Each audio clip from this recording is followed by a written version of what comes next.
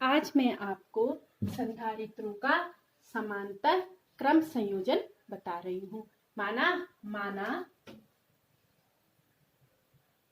तीन संधारित्र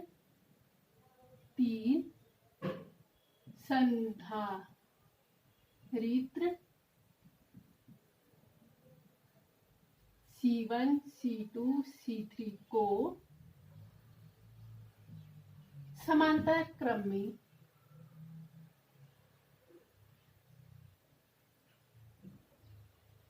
क्रम में जोड़ना है।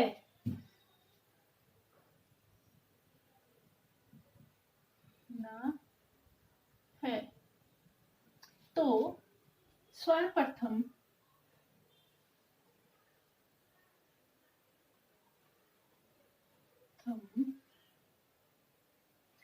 तीनों संधारित्रों की पहली प्लेट तीनों संधारित्रों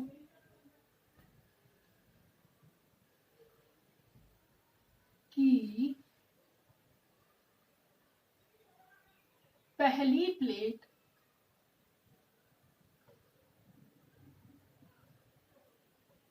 को A से तथा दूसरी प्लेट को B से जोड़ देते हैं। B से जोड़ देते हैं। A को सोर्स से तथा B को पृथ्वी से संबंधित कर देते हैं। बिंदु या टर्मिनल A को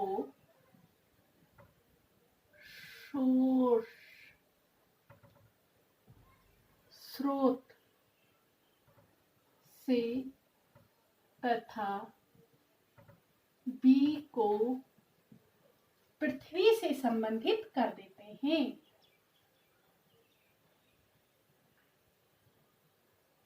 से संबंधित कर देते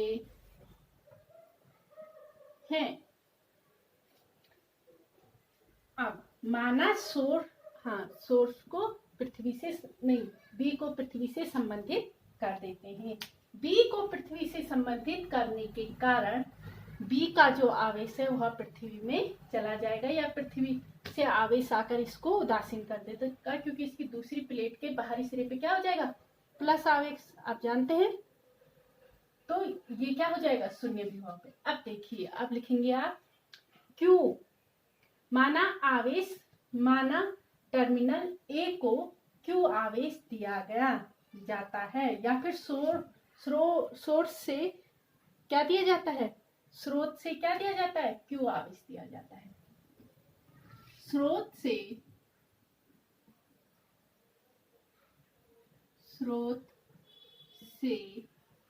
A को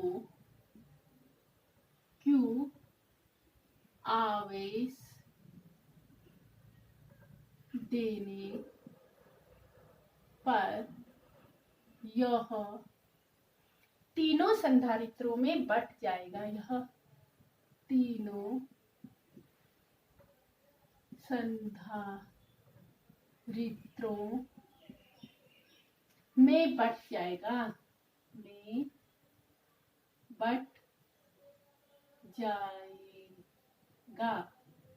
यदि तीनों में बटा हुआ आवेश Q1 Q2 Q3 हो तो Q बराबर Q1 plus Q2 plus Q3। अब आप जानते हैं यहाँ पे C1 पे Q1 गया, ठीक है ना, प्लस Q1 आवेश गया, तो प्रेरण द्वारा इसके अंदर वाले पृष्ठ पे क्या उत्पन्न हो जाएगा, माइनस Q1 आवेश, ठीक है, और भार वाले पृष्ठ पे प्लस Q1, वह बिंदु B से पृथ्वी पे से इलेक्ट्रॉन प्राप्त करके उदासीन हो जाएगा। तो अंदर वाले पहली प्लेट पे प्लस क्यू आवेश होगा और दूसरी प्लेट पे माइनस क्यू आवेश, ऐसे ही माइनस Q1 आवेश, ऐसे ही Q2 आवेश संधारित्र की पहली प्लेट पे जाएगा, प्रेरण द्वारा दूसरी प्लेट पे भी Q2 आवेश उत्पन्न हो जाएगा, ये प्लस होगा आगे माइनस, इतना ही बराबर परंतु विपरीत। अब यहाँ से जो प्लस आवेश होगा वो यहाँ से उदासीन हो जाएगा। उसके बाद फिर जो Q3 को जाएगा वो भी इसमें आवेश उत्पन्न करेगा और इस सिरे पर प्लस Q3 आवेश आ जाएगा, इस पे माइनस Q3 आवेश आ जाएगा, जो बाहरी पृष्ठ पे प्लस है वो यहाँ से उदासीन हो जाएगा क्योंकि पृथ्वी से संबंधित कर दिया गया है ना। अब देखो बिंदु A पर विभव क्या होगा VA और बिंदु B पर विभव होता है VB, परंतु इसमें जो भी आवेश था प्लस आवेश था उससे पृथ्वी से संबंधित करने के कारण इसमें धनावेश आकर इसको क्या कर देता है उदासीन कर देता है, तो VB बराबर क्या हो जाएगा 0। तो विभव A व A व B के बीच विभवांतर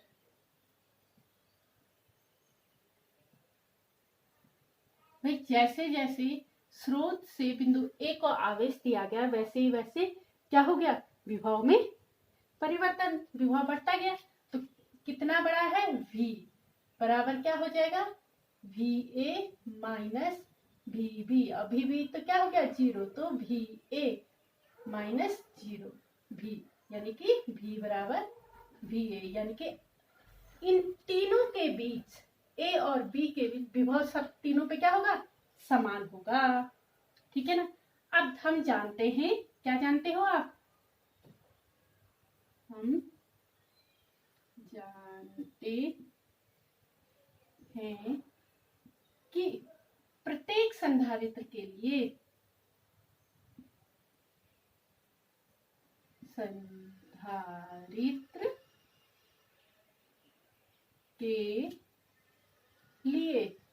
किसके नियम से भाई धारिता की परिभाषा से क्या होता है, पहले संधारित्र के लिए Q1 बराबर C1V, दूसरे संधारित्र के लिए Q2 बराबर C2V और तीसरे संधारित्र के लिए Q3 बराबर C3V।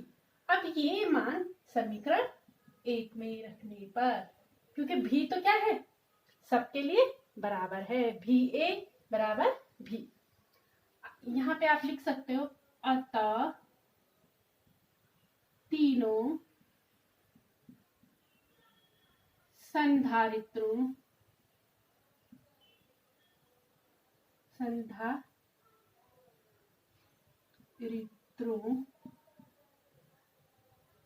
पर समान विभव भी होगा।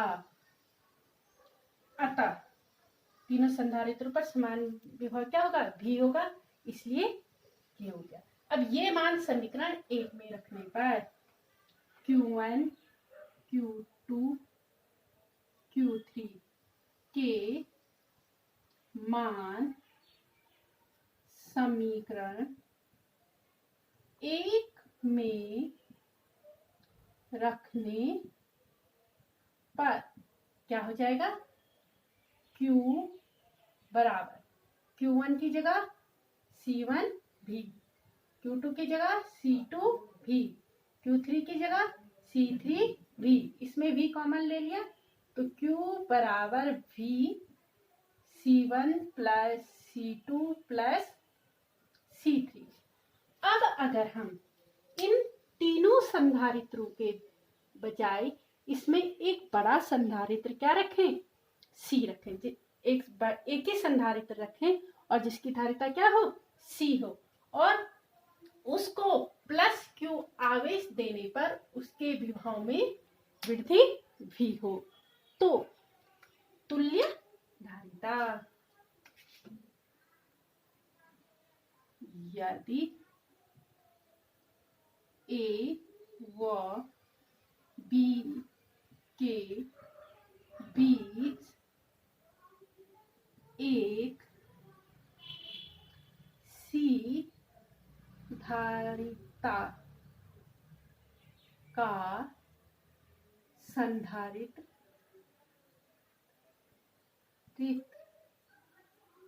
लगाने पर विभव भी, क्यू आवेश देने पर विभव भी हो, लगाने पर क्यू आवेश देने पर विभव भी हो तो संधारित्र तुल्य धारिता, तो तुल्य धारिता C बराबर एक बड़ा, इन तीनों की जितनी कैपेसिटी है उसी कैपेसिटी के बराबर एक बड़ा क्या लगा लिया हमने, संधारित्र लगा लिया C, तो C इक्वल टू क्या हो जाएगा, Q V। अब इन दोनों समीकरणों से, ये समीकरण 1 है, ये समीकरण 2 हो गया और ये समीकरण 3 हो गया, तो समीकरण 3 से नहीं क्या हो गया, तुल्य धारिता C बराबर क्या होता है, Q अपॉन V, तो Q बराबर क्या हो जाएगा, C equal to Q upon V या Q इक्वल टू CV। अब ये हो गया समीकरण 3। समीकरण 2 और 3 की तुलना करने पर समीकरण 2 व 3 से क्या हो जाएगा, यहाँ पे क्योंकि भाई ये भी क्यू है ये भी क्यू है, तो इसकी जगह ये रख ले, तो CV बराबर भी C1 plus C2 plus C3 और कोष्टक बंद, V से V कैंसिल, तो C बराबर C1 plus C2 plus C3। तो क्या होता है, समांतर क्रम में जुड़े संधारित्रों की तुल्य धारिता उन संधारित्रों की अलग अलग धारिताओं के योग के बराबर होती है। समांतर क्रम में जुड़े संधारित्रों की तुल्य धारिता उन संधारित्रों की अलग अलग धारिताओं के योग के बराबर होती है।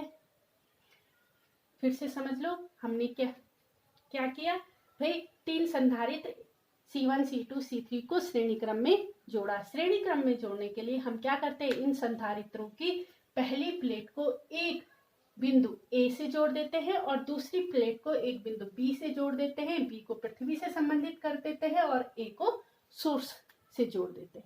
अब माना सोर्स से प्लस Q आवेश दिया जाता है, तो A बिंदु पर यह तीनों संधारित्रों में बट जाता है, तो Q equal to Q1 plus Q2 plus Q3।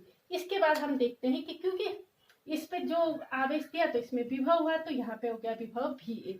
अब माना यहाँ पे क्या विभव होगा, तो क्योंकि ये पृथ्वी से संबंधित कर दिया गया है तो ये उदासीन हो जाएगा, तो इसका विभव क्या हो जाएगा, शून्य हो जाएगा। मैंने आपको पहले भी बताया था, पृथ्वी को हम क्या लेते हैं, शून्य विभव के रूप में लेते हैं, तो V 0 हो जाएगा, यानी कि तीनों में विभव क्या होगा, समान होगा V, या विभवांतर क्या हो जाएगा, समान हो जाएगा V।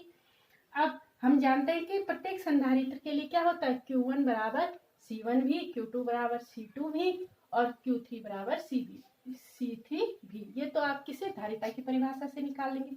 अब इन तीनों मानों को हमने समीकरण 1 में रखा तो ये आ गया। अब माना इन तीनों की जगह हम एक तुल्य धारिता का संधारित्र C लगाते हैं और उसको Q प्लस Q आवेश देने पर उसमें विभव भी उत्पन्न होता है, तो इसका मतलब क्या होगा, तो तुल्य धारिता C equal to Q upon V या Q इक्वल टू C भी।